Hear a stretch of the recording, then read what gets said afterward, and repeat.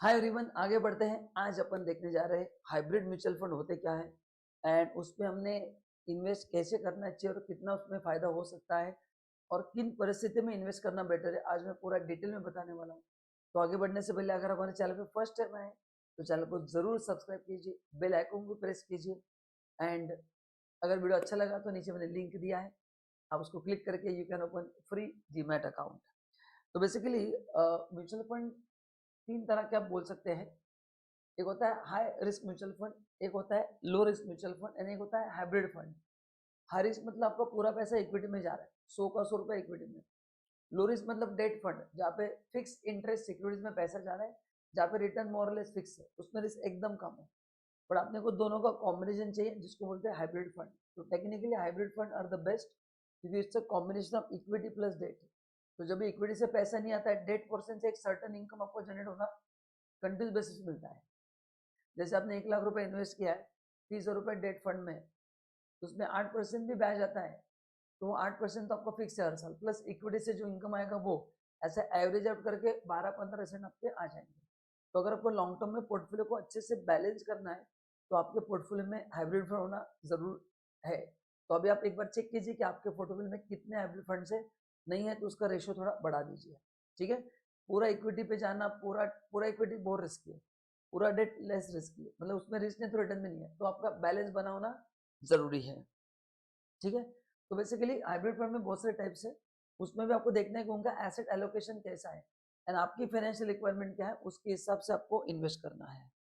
ठीक है, so basically it's a combination of equity and debt and उसमें भी बहुत सारे अलग अलग तरह के डेट प्रोडक्ट होते हैं, अलग अलग तरह के इक्विटी होता है। इक्विटी में भी अलग अलग सेक्टर होते हैं, तो हर एक फंड अलग अलग सेक्टर के अलग अलग कंपनीज में इन्वेस्ट करता है। तो before taking hybrid fund you have to check everything कि उनका डिस्ट्रीब्यूशन कैसा है, कौन से सेक्टर में इन्वेस्ट कर रहे हैं, कौन से कंपनी में इन्वेस्ट कर रहे हैं, ये सब चेक करके इन्वेस्ट करना है। तो इसका फीचर क्या है? पहला है इट्स अ मिक्सचर, जहाँ पे आपको डेट इक्विटी का कॉम्बिनेशन मिलेगा। डेट से आपके रिटर्न एक बैलेंस रिटर्न बनते रहेंगे, मिनिमम रिटर्न आते रहेंगे, तो आप नाराज नहीं होंगे कि मेरा पोर्टफोलियो ग्रो नहीं हो रहा है। एंड इक्विटी से आपको जो मार्केट अपॉर्चुनिटी है, जो आपने रिस्क लिया उसका आपको रिवॉर्ड मिलेगा। So this is the ideal combination. It is always balance, correct. Balance in the sense जो मैंने कहा था कि मार्केट सिचुएशन कितना भी एक्सट्रीम हो, ड्यू टू डेट एलिमेंट आपके एक डिसेंट रिटर्न बनते रहते हैं। सो दैट्स व्हाई मैंने बोला कि डिसेंट रिटर्न मिलेंगे, तो उसमें आपका शॉर्ट टर्म ऑब्जेक्टिव भी अच्छे होते हैं, लॉन्ग टर्म भी अच्छे होते हैं। तो अगर आपको शॉर्ट टर्म में पैसा विड्रॉ करना है तो आप इंटरेस्ट इनकम विड्रॉ कर सकते हैं एंड लॉन्ग टर्म में जो इक्विटी है वो लॉन्ग टर्म में बहुत ग्रो होता है। तो यहाँ पे आपको शॉर्ट टर्म का मिलेगा, लॉन्ग टर्म आपको दोनों बेनिफिट मिल सकते हैं। देन इसमें बहुत सारे कॉम्बिनेशन है, एज आई सेड कि even with in hybrid funds आप देखना कि इक्विटी में भी कौन से फंड्स आपके लिए बेटर है, आपका फाइनेंशियल गोल क्या है, तो उसके हिसाब से अलग अलग कॉम्बिनेशन होते हैं। तो आपको सिलेक्ट करना है कि व्हाट आर द कॉम्बिनेशन। मतलब even even in hybrid fund you get lot of options, तो you can select the best option for you. And long term में बहुत जबरदस्त परफॉर्म करते हैं क्योंकि डेट की वजह से एक सपोर्ट मिल जाता है एंड इक्विटी में आपको लॉन्ग टर्म, तो दोनों का मिला के आपको बहुत जबरदस्त फायदा होता है। तो ना किस तरह के होता है हाइब्रिड फंड्स, मैंने यहाँ पे दिया है। पहला होता है equity oriented hybrid funds. Okay, जहाँ पे आपने अगर 1 लाख रुपए इन्वेस्ट किया तो उसमें से 65% पैसा शेयर मार्केट में जाएगा, 35% पैसा डेट मार्केट में जाएगा। डेट मतलब जहाँ पे आपको फिक्स रिटर्न आते हैं।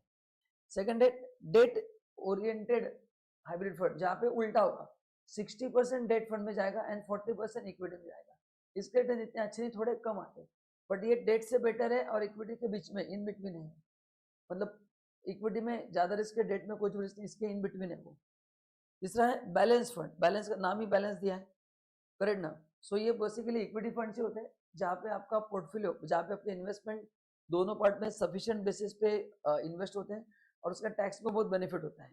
जो मैंने कहा ना कि 65% आपका पैसा शेयर मार्केट में जाएगा। तो बैलेंस फंड हो या इक्विटी और म्यूचुअल फंड हो, आपको 1 लाख रुपए का टैक्स गेन माफ है। लॉन्ग टर्म पे 1 लाख पे टैक्स नहीं है, उसके ऊपर इनकम पे 10% है। कोई स्कीम को as a retirement planning scheme देखना चाहता है कि आपको फिक्स इनकम चाहिए, तो आप ले सकते हैं monthly income plan. Monthly income plan में क्या होगा, आपका अमाउंट फिक्स इन्वेस्टमेंट में जाएगा, फिक्स इंटरेस्ट सिक्योरिटीज में जाएगा, जहां पे आपको एक पर्टिकुलर रिटर्न्स आते रहेंगे एंड बहुत कम पोर्शन इक्विटी में जाएगा।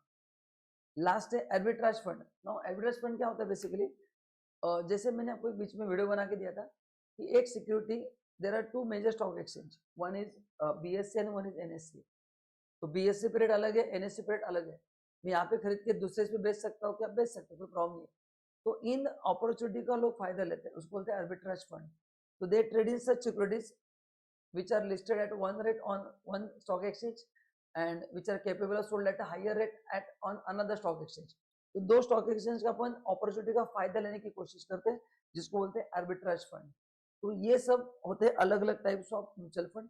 तो आई होप आपको ये वीडियो पसंद आया रहेगा, तो लाइक करना है एंड नीचे क्लिक करके you can open free demat account and वहाँ पे आपको ऐसे बहुत सारे म्यूचुअल फंड के ऑप्शंस मिल जाएंगे, जहाँ से आप आपका सेविंग आज से स्टार्ट कर सकते हैं, so that you can retire rich।